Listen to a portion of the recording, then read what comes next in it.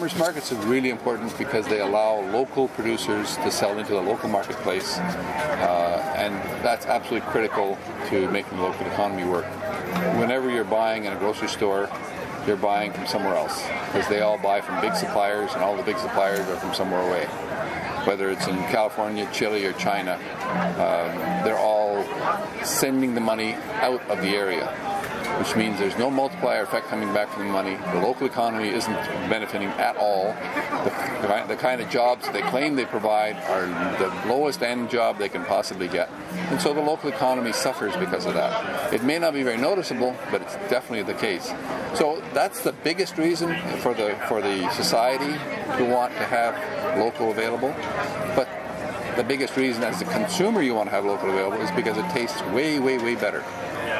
Because when we're picking a tomato, for example, we're picking it fully red and fully ripe, which means that all the nutrients that the tomato needs to create a good tasting finished product are available to it right until the time you pick it.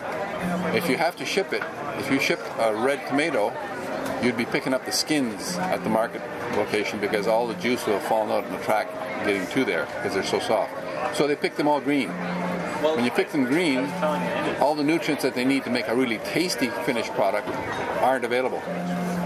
So whenever you're buying local, you're buying full flavor. After a little while, they get to know the local producer and they start to create a relationship with them, and then you get an urban-rural divide that is bridged.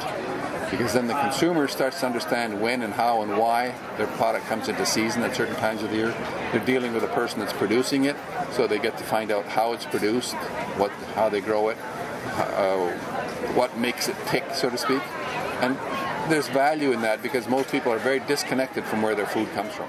Ottawa is the city that has the most agricultural land of any city in Canada within its boundaries. And 5 years ago, when we started to get together to set up this particular market, 10 farmers got together.